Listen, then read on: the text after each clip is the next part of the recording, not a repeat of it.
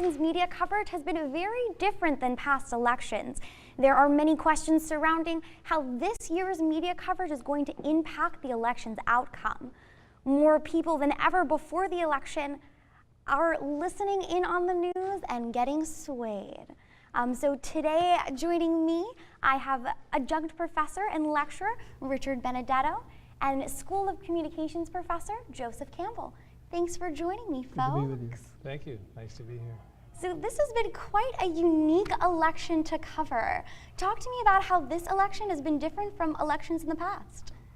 Well, I think in some respects it's been a WikiWeeks election, and that is a new wrinkle in the lineup of media coverage. I think that this is that has brought an unusual dimension to the race. Also, social media. I mean, it wasn't quite as well developed as it was 4 years ago, or certainly 8 years ago.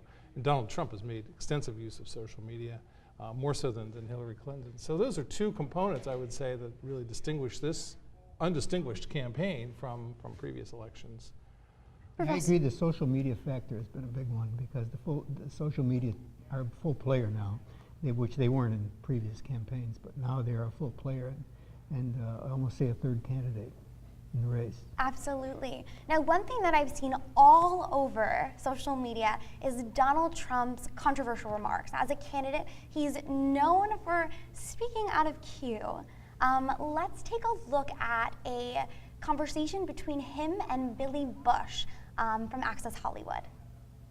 You know, I'm automatically attracted to beautiful. I just start kissing them. It's like a magnet. You just kiss.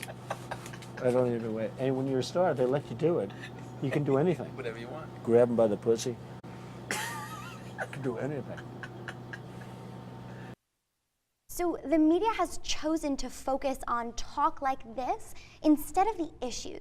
Do you think that's played into their responsibility? Do you think that's affected the legitimacy of their coverage?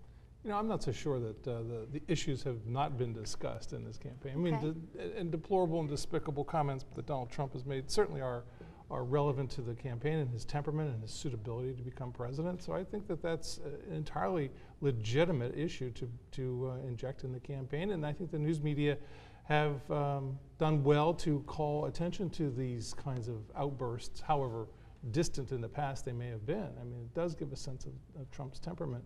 On the other hand, I don't think the news media have been quite as aggressive or as inclined to search for missteps and call attention to the missteps of Hillary Clinton. I think they've been a little less inclined to do that, maybe a lot less inclined to do that. Well, one video regarding Hillary Clinton that has been played again and again is the video of Hillary Clinton leaving a memorial service. She walks up into a car and she faints. Let's take a listen to that.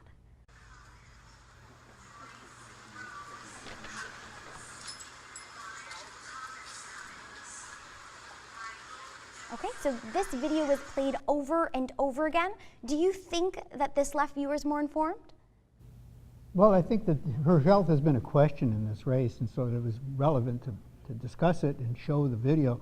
But beyond that, and without any particular evidence that there's something further from that, the campaign said she had pneumonia, and it was a factor in what happened there. But it hasn't been as big an issue. It was an issue for 2 or 3 days, but it hasn't been. Donald Trump tries to make her health an issue every once in a while by bringing it to our attention, but it hasn't been that big an issue in this whole race.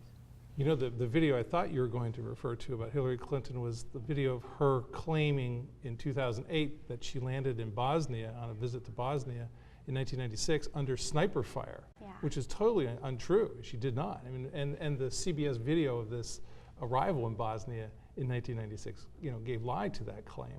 And that, if anything, has had a little more circulation than the one that you just showed about Hillary collapsing. It was after a 9/11 memorial service in New York City, I think. Right. And so the landing under sniper fire in Bosnia, I think, has had a little more traction. But again, it hasn't been a big issue in the campaign. But it's out there. It's an intriguing element. It's one of the elements that people point to in saying that Hillary's not a believable, not a credible, not an honest candidate. Now, I've heard the same criticism being put towards the media, particularly recently with this FBI scandal coming back into the headlines. You know, the case was reopened, the media talked about it, and they didn't have much of a premise or more information on it, and now the case is closed. What do you think about the media? Do you think they blew it out of proportion? Do you think they got it right? No, I think the media got it right. They did it right. They basically reported that the FBI chief had reopened the investigation. They were only reporting what the FBI chief said.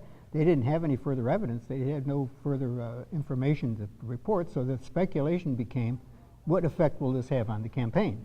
And if we look at the polls, we saw that the race has tightened. We don't really know that it's the FBI issue that might have tightened the race or if it's something else. Mm-hmm. But we've speculated that that's what it's true. But we've speculated wrongly on a lot of things this year.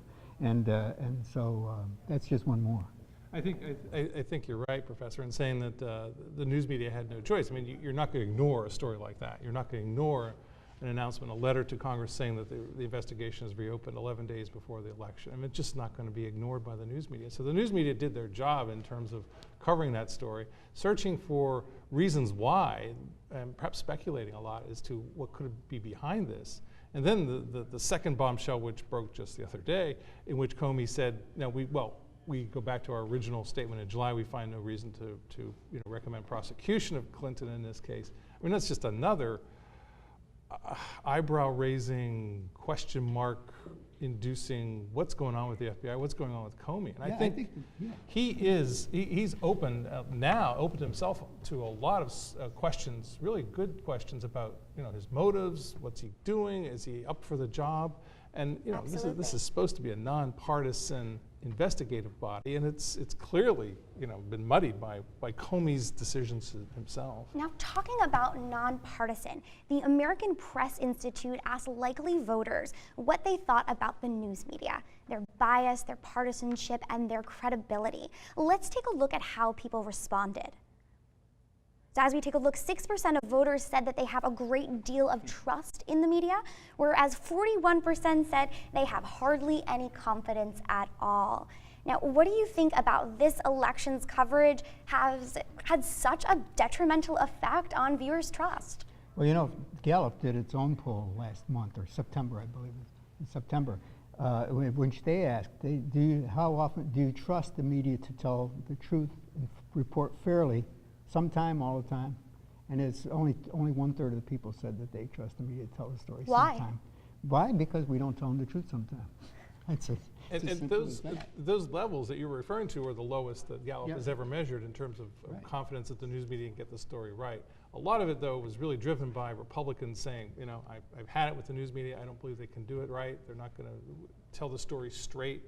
And so the Republican cohort of that sample was far more inclined to be critical of the news media than the Democrats. But even the Democratic sample was down from previous highs. And it's true. You're absolutely right. The news media aren't counted on, aren't regarded as being able to tell the story straight and to give the people, an impartial, unbalanced, or impartial and fair report. And it's reflected in these polling data. Well, definitely interested to see where the media takes it from here, how they heal that relationship. Thank you for all of your interesting insight, folks. Thank you again to Professor Benedetto of the School of Communications and Professor Campbell for joining me to discuss this topic. Beth. Happy to be here. Thank you. Coming up, millennials are the largest population group in the United States. How will they vote this election? And Bernie Sanders supporters staying home or voting for a third party? Stay with us.